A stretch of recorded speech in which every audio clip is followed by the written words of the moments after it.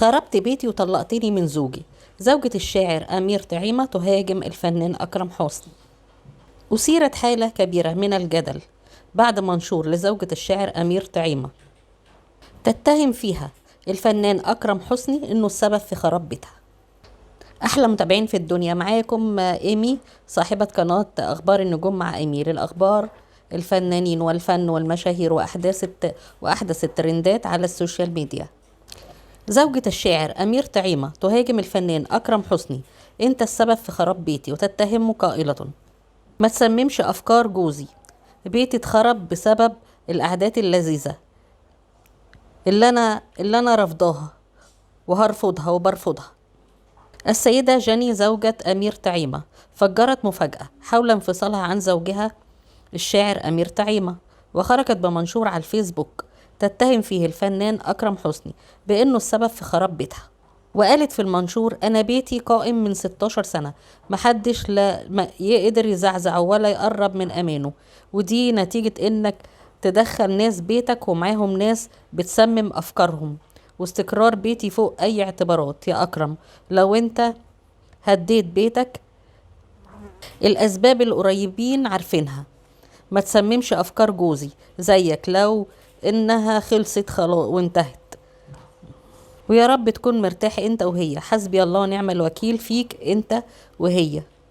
والغريب ان جاني زوجة أمير طعيمة قررت حذف المنشور بعد ساعات من نشره، ولم يعلق أمير طعيمة ولا أكرم حسني ولا الفنان أكرم حسني.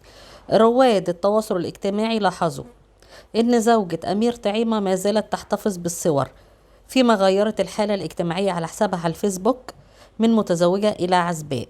وخرج علينا الشاعر أمير طعيمة للرد على زوجته جاني واتهمها للفنان أكرم حسني إنه هو سبب الانفصال، ورد قائلا: أنا منفصل رسميا من شهرين، وكنت منتظر الإعلان الرسمي بمجرد الانتهاء من الإجراءات القانونية، واللي كنت أتمنى إنها تتم بشكل ودي حفاظا على مصلحة ولادي، ورغبة مني إن الأمور تتم بشكل يليق بعشرة سنين طويلة.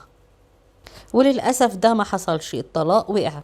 وأكمل قائلا: وعن الاتهامات التي تعرض لها الفنان صاحبي وصديقي أكرم حسني، وبما يخص إقحام اسم أخويا وصديقي أكرم حسني، أولا مش أكرم أول ولا آخر حد يجي اسمه بالباطل، وللأسف ده كان متوقع، بما إن الهجوم جاي منها على أكرم. عاوز أقول أكرم ملوش أي صلة بالطلاق، وبالعكس لما عرف من مدة إني هاخد الخطوة دي نصحني إني ما اعملش كده عشان مصلحة ولادي. ثانيا، الفنان أكرم حسني صديق وفنان، وهو من أنظف الناس اللي اتعاملت معاها، أشهد ربنا إني ما شفت منه إلا كل خير. ثالثا، الفنان أكرم حسني مش طرف مباشر أو غير مباشر في الطلاق، وما فيش حد في الدنيا بيطلق إلا لأسباب تخصه. رابعا، ان الفنان أكرم حسني ملوش دعوة خالص بموضوع الطلاق، ملوش دخل فيه. وأكمل الشاعر أمير طعيمة قائلا: طلاقي لأسباب مش مكانها خالص الفيسبوك، أنا راجل بشتغل بقالي 26 سنة في الوسط الفني، عمر ما حد سمع عني أو مني حاجة.